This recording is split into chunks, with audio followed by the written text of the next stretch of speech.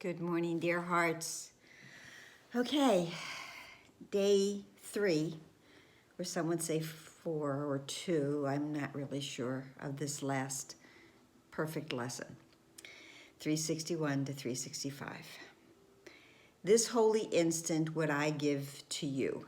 Be you in charge, for I would follow you, certain that your direction gives me peace.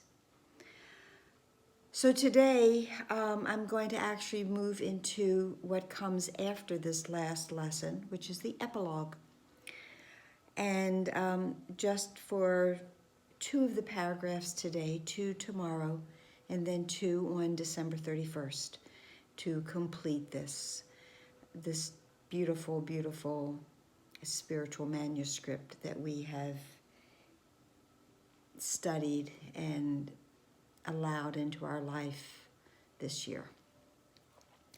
So the first 2 paragraphs, the first paragraph tells us that this course is a beginning and not an end, okay? We are complete with the workbook now as we go into the epilogue.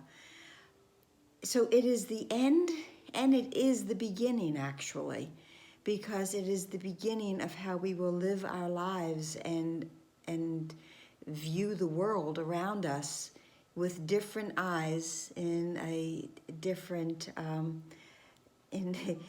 perception now that we have studied and practiced these most beautiful lessons.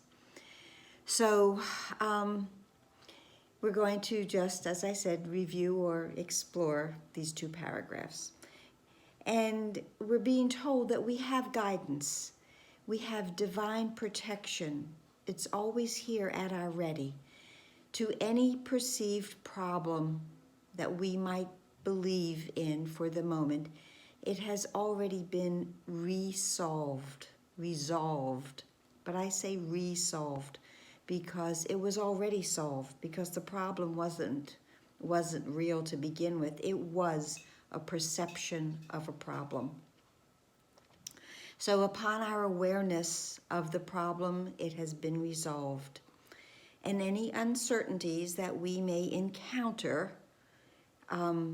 these paragraphs tell us, have been assuaged. They've been lessened. Because we are guided and we are blessed by the certainty of heaven's knowledge. And we can feel this when we allow it to us. The second paragraph tells us that our homecoming is sure. Now it says that we are as certain of arriving home as is the pathway of the sun laid down. The sun, S-U-N, laid down, of the sun's path from when it rises in the morning to when it sets in the evening. But I would say that our path is as certain as the S-O-N, Son of God. It is that certain. God calls to us. God calls to us so that we can find our way home. The path has been laid out. Now it might be that calling is simply a faint sound or a memory. The Course often tells us that, the memory of God. And it says, somewhere in our mind it's there. But we cannot necessarily connect to it in that moment. But that sound, that faint sound of God calling to us, or that little memory, that faint memory, each of us has it. And as we start to join with our brothers through the application of this course into our life, these memories, this song, this calling will grow within us, and we will return home. We will return home together. We will return home to the truth and to the freedom to really know who we are.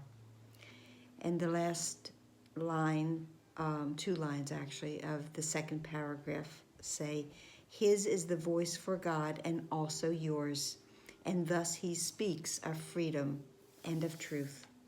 We are being called home, home to be free, home to our truth, home to the only truth there is. So that's it for today. We will do 2 more paragraphs tomorrow. I hope this helped. I hope you are feeling the shift in your life now that we are almost complete with this year we gave to God. If so, please like, please share, please comment, please subscribe if you haven't already.